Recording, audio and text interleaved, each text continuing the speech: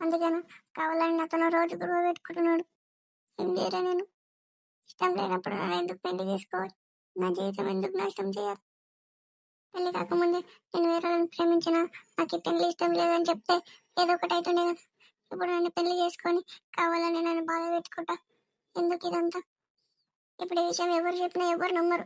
అందరు తిరిగి నన్నే అంటారు, నువ్వు కావాలని చెప్తున్నావు వాని మీద అని. ఎందుకంటే ఆయన మొగాడు, నేను ఆడామనైనా. మరి ఇప్పుడు నేనేం చేయాలి? నాకేం అర్థమైతే లేదు. ఈయననేమో ఇట్లా కావాలని గొడవలు పెట్టుకుంటాడు, మా అత్తయ్యకేమో ఏం అర్థమైతే లేదు. నేను చేసిన తప్పు నేనే అనుకుంటుంది.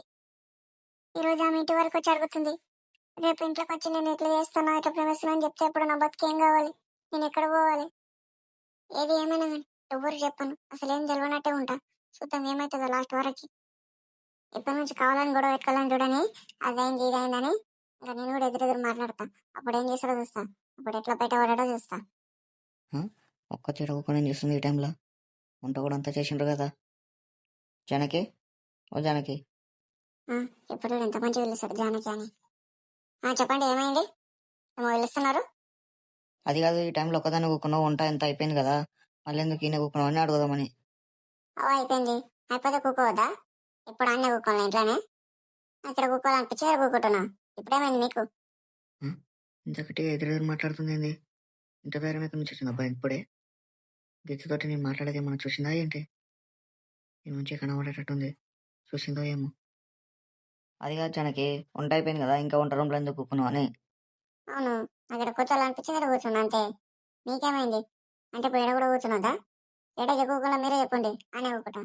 బయట కూకోమంటే బయటనే కూకుంటా. ఇదేం కథరా ఇట్లా మాట్లాడుతుంది? అసలు జానకినా ఏమే ఇంకెవరైనా?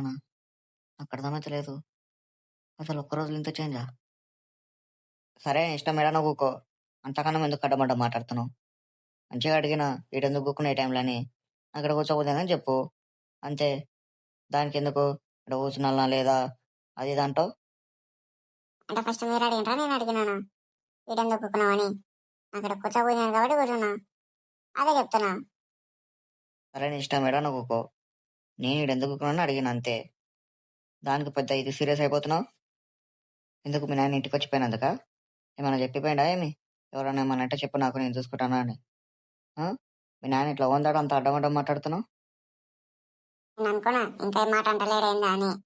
మా నాయన వచ్చినా రాకున్నా ఈరోజు అయిన దానికి నేను ఎట్లా ఇంకా అడ్డం మాట్లాడుతుంది. అదంతా ఏం లేదు, మీ నాయన ఏదో చెప్పిపోయిండు, ఇంకా అదే ధైర్యం పెట్టుకొని నువ్వు ఇట్లా మాట్లాడుతున్నావు, నాకు అర్థమవుతున్నది. అట్లా చెప్పేటట్టుంటే నేను ఎప్పుడో ఫస్ట్ నుంచి అడ్డం మాట్లాడుతుంది ఇట్లా ఉండకుంటే. సరేలే ఏమన్నా కానీ, నీకు విషయం చెప్దాం అనుకున్నా, ఇంకా నువ్వు ఇట్లా ఉన్నావు, ఇంకా నేనంటే ఏదో ఇదైపోతున్నావు.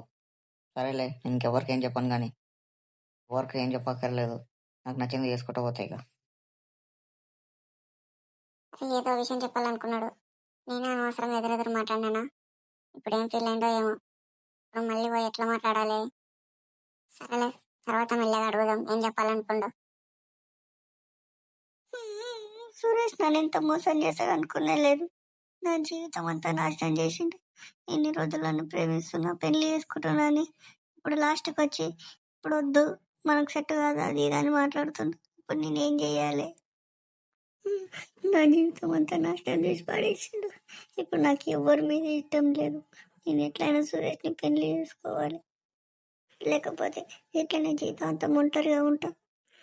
నేను పెళ్ళి అంటూ చేసుకుంటే సురేష్నే చేసుకుంటా, ఇంకెవ్వరిని చేసుకోను. జానకిని ఎట్లయినా విడగొట్టాలి, లేకుంటే ఏమన్నా చేయాలి. దీనికోసం ఏదో ఒక ప్లాన్ వేయాలి. చేస్తా, ఏదో ఒక ప్లాన్ చేసి చెప్తా.